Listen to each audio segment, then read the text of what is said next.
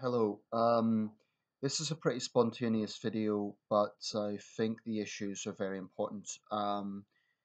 Anyone who's had experience of traveling will probably at some point in their life have had some experience of being ripped off or being taken for a ride, to use a colloquialism here in the UK.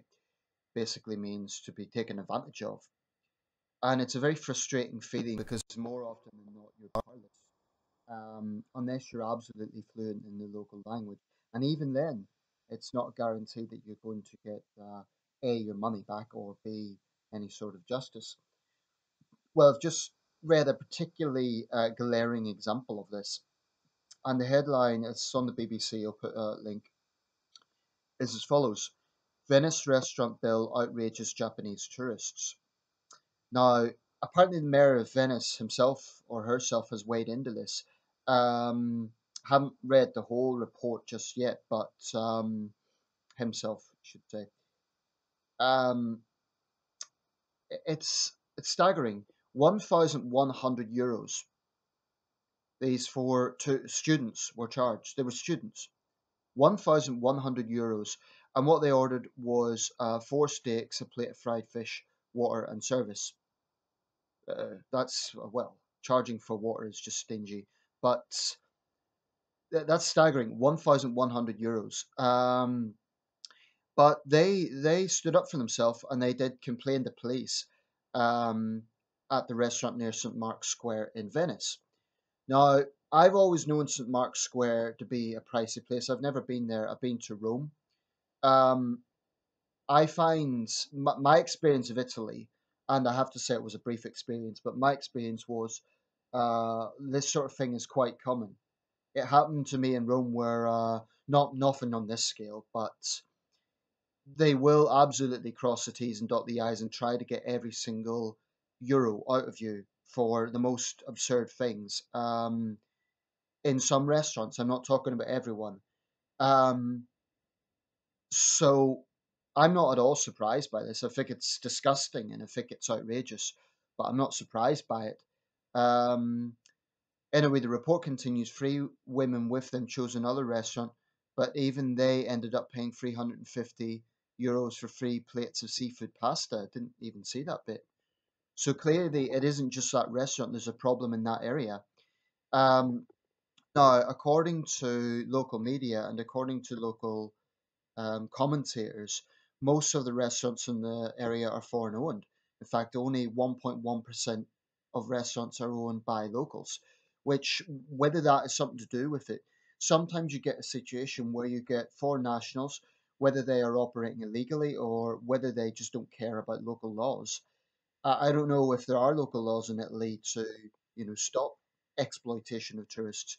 But what's interesting about this is it said Italian media did not name the restaurant, but there were reports it was owned by a Chinese woman and run by an Egyptian.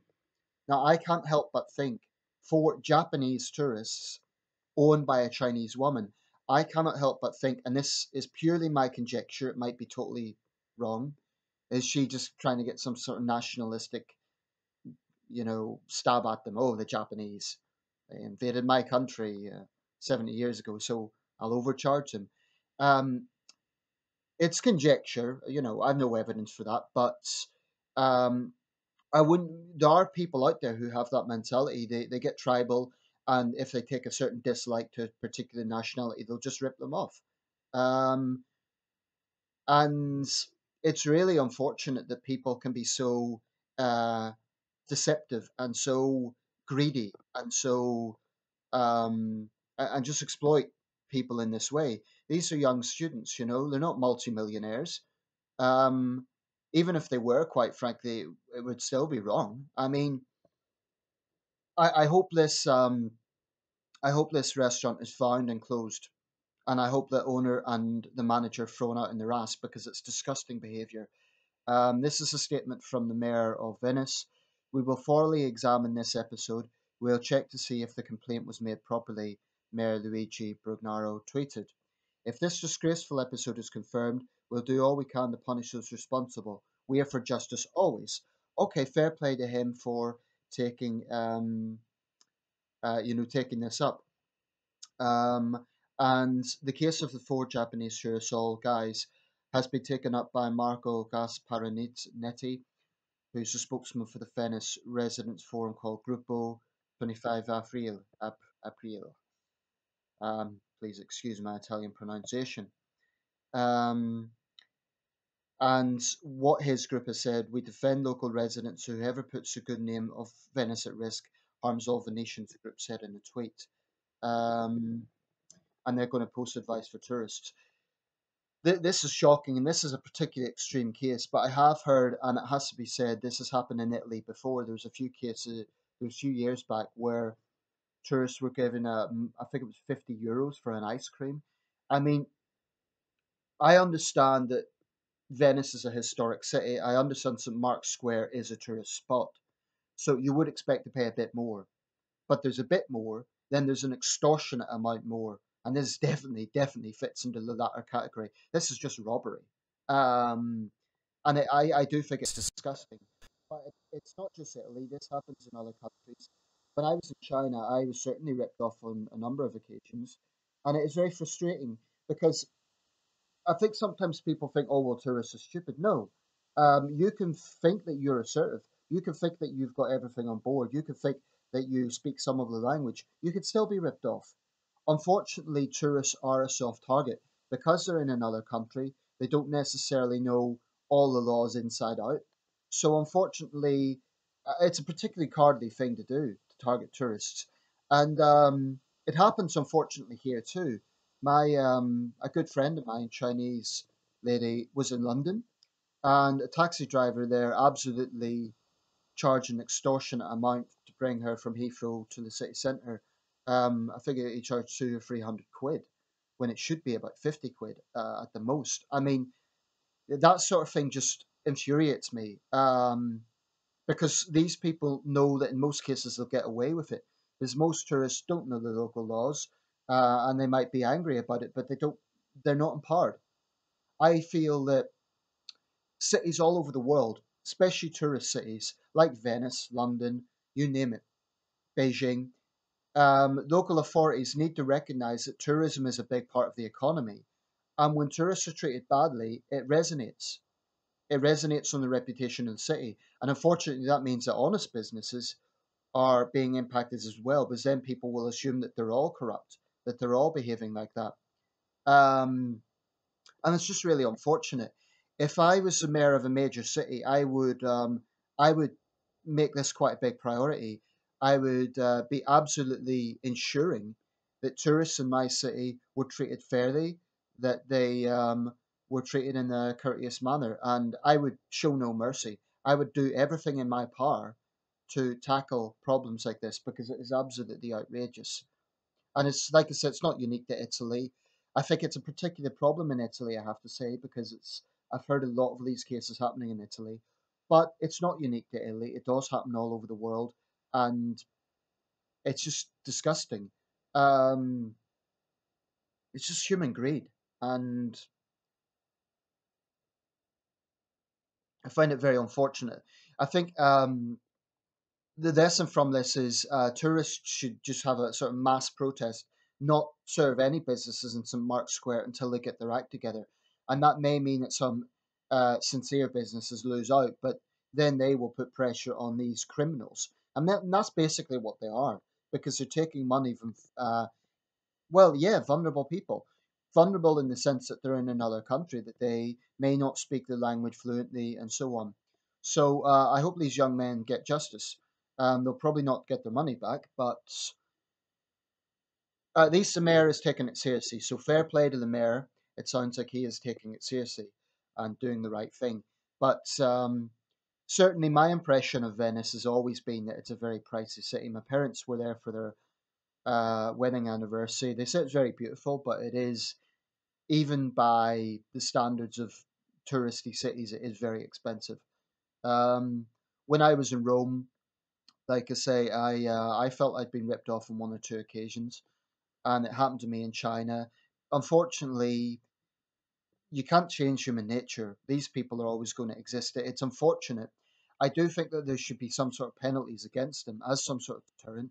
But unfortunately, there will always be greedy people out there who don't care about how they treat other people. And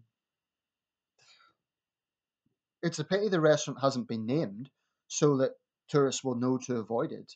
Um, that's a pity, but there you go. So let me know your thoughts. If you're a restaurateur or in the catering business, what do you make of this? Do you feel this sort of thing harms your business, with the sort of umbrella effect, i.e., even sincere businesses will be harmed by con artists and people who are ripping tourists off? Um, and if you, I've traveled to a number of countries, and I'm sure a number of people watching this have. Let me know your experiences. And I do think it is important that when people have a negative experience, they do share their experience to warn other people. And it's not about just being petty and getting revenge. It's because people have a right to know if they're going to be ripped off or not. I'll just close this with one last example. I went to a tea house in Shanghai. Now, I've been to other tea ceremonies in other parts of China, and in fact, in the city that I was working in, I saw one for free. Now, I wouldn't expect that, but that's just in passing commentary. The guy done a full tea demonstration. He even offered me a cigarette. It was all, but that's because it was not a touristy area. Now in Shanghai, I went to this tea tasting house, and it was one of the minority groups. China has 55 minorities, and there's a bit of hypocrisy here because on one hand, because they're minority people, they're ethnic minorities, they you sort of get the impression they wouldn't want to sell out on their culture. And yet, in a way, that's what they're doing. They're In this case, they were totally commercializing it. And well, basically, I went in. It only lasted half an hour. You weren't allowed to take pictures, which I thought was pretty stingy. You could taste some tea. It was interesting. They charged me 600 RMB, which is like 60 quid, which by Chinese standards is pretty steep. Even in Shanghai, that's quite steep. And I just thought it was a complete rip-off. Now, my regret was not asking up front what the price was, because if I'd known, I would have just said no. What actually happened was I'd been making small talk with some Chinese tourists, and they said, "Oh, this could be an interesting place. Let's go in." Now, whether they knew this or not, I don't know, but I felt very like it was a complete rip off. It only lasted half an hour, and it was not that this would be particularly helpful, but if you are in Shanghai, it's a little place a few streets away from the Shanghai Museum.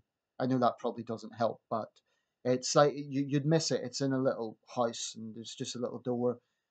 What I would say to anyone going to China, this is very important. Don't allow yourself to be, you know, follow peer pressure to do anything. That's very, very important. Whether it be other Westerners or Chinese people saying, "Oh, this will be fun, do this." And what one thing that really irritates me is when people say, "Oh, don't worry about the price." Yeah, I'll worry about it because I have to pay it. So that's one thing that really bugs me. You do have to be assertive about these things. So wherever you go in China, anything that involves an entrance fee, or even if you're not sure, just ask. It doesn't matter if it seems blunt. That is more important than being ripped off. So please, if you're visiting China, ask up front. In fact, I think that's good advice anywhere in the world. Ask up front. That way, they'll tell you the price, and if they change their mind, you can call them out on it. So yeah, it's this sort of thing bothers me, and I really hope this restaurant goes out of business because you can be damn sure if they do it to one person or one party, they will do it to others. So they deserve to go out of business. I have no sympathy if that happens. Um, it's disgusting, and I do use that word because it's exploiting people in that position. Okay, let me know your thoughts, and thank you for watching.